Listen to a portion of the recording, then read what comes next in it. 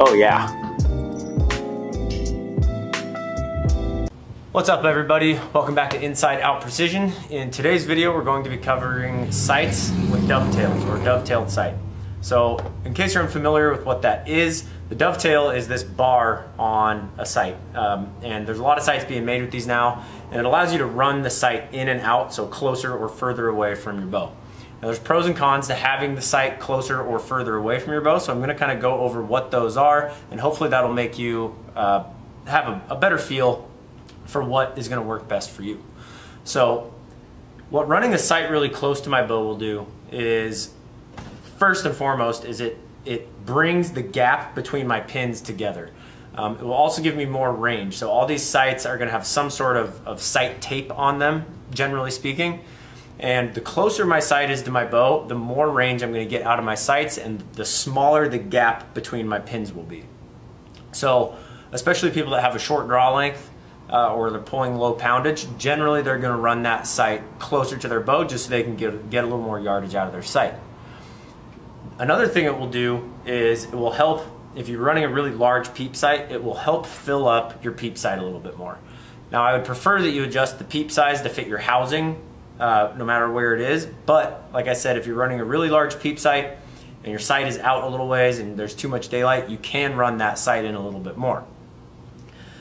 One downside to having your sight really close to the bow is that the adjustments on here, so like my windage and my elevation, the same amount of clicks will move my point of impact further. So meaning, let's say I'm on the right side of the X, at 20 yards, and I give it 3 clicks, it might move it all the way to the left side of the X or even out of the X. That's not a huge deal. Most of these have such fine micro adjustments that you're going to be able to get it in the middle pretty much no matter what. But it's just something to think about.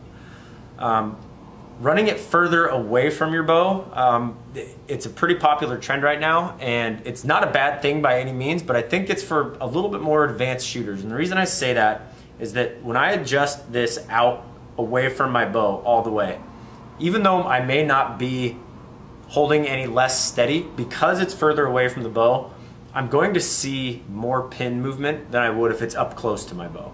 So that can be both a blessing and a curse. If you're a really experienced shooter, you might want that feedback. You might say, oh man, I'm really not holding as well today. I need to get into that back wall more, or I need to play with my stabilizer weights a little more. So it gives you more feedback. But if you're a new shooter, that pin's going to appear to be bouncing all over the place, and it might breed some target panic, which I've gone over in earlier videos. So if you're a newer shooter, maybe try running it a little bit closer for a while till you start feeling like you're holding really steady, and then you can start working it out. You'll also hear a lot of guys say that it's more precise when it's further away from the bow, and what they're meaning is what I was just talking about, how up close 2 clicks will move your sight a lot. Well, when it's way out there, the same amount of clicks will move my sight, my point of impact, less. So it's a little more precise in adjustment. I'm not going to say it's not going to make your bow more accurate, but it will be more precise in adjustment. So that can be a really nice thing. If you shoot a lot and you want a sight where, let's say you're shooting 85 yards and everything is just consistently like a ½ inch to the right, it'd be nice to be able to just give it 1 or 2 clicks and bring it right into the middle. Whereas if you're at that distance and it's all the way close to your bow, those 1 or 2 clicks might take you all the way to the other side of the dot. So that's something to consider. Again, like I mentioned, the further I get that sight out there, the larger the gap between my pins is going to be. So if you're shooting a single pin, that may not be a bad thing, because when you're looking at your sight tape, it's a lot easier to make an adjustment like 1 or 2 yards when those lines are a little further apart, whereas when they're all crammed together, especially the shorter yardages, the distance between 30 and 35 is just a tiny little bit, and it's going to not have as precise of an adjustment when those lines are all crammed together. So again, comes back to the precision of adjustment. Another thing with running it all the way out, and this sight is a little bit different than most in that all the adjustments are up by the head of the sight. Because of that, when I get it further out, it's going to put more front weight on my bow, almost like adding more weight to my front stabilizer. So if you already have a ton of front weight and then you run your sight all the way out there, you may see that when you shoot, your bow just wants to dip forward. It feels a little top heavy, so you might need to play with your stabilizer a little bit. I generally, like, I shoot a fast eddy. I actually run it. I run it two on the second dot from, so that you can see these little dots on top here. I have it so that I can see the first two. So it's on the third dot in from the end. It just seems to be a good spot for me. Another thing that when your sight is all the way out, and I really want to make sure you guys get this, is that because it's so far out, a little bit of torque in my hand is going to move that pin further on the target relative to where I'm aiming. So again, if you're a new shooter, you know, and your grip isn't really consistent, if your sight's all the way out, you're going to see a bigger shift in your point of impact than if your sight was all the way in.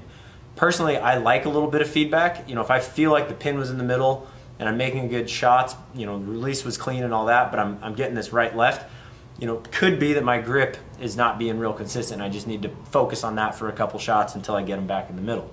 So again, everything kind of gets magnified when your sight is further away from you. Hence, that's why you see some of these pro shooters like Sarah Lopez. She runs the 9-inch bar all the way out. Now, she's an absolute machine, so she wants that feedback. If she's doing something wrong, she wants her sight to tell her that. So again, it's going to be a really personal thing. I don't think there's any right or wrong way. You know, most people, if they're shooting 80 yards and they've got 4 arrows just in the spot in general, they're not going to be making any adjustments. They're going to be stoked that they're even hitting what they're shooting at that distance, and they're just going to leave it be. But for the guys that are really picky and, you know, they really want that adjustment, having that bar out there a little bit is going to give them that precise adjustment. So that's my take on the dovetails. There's a lot of different models out there. Like I said, most of them are going to have either a 4 or 6-inch bar on them. I don't really see a huge difference, you know, between like 1 or 2 dots. I don't see it, but you can definitely tell the difference.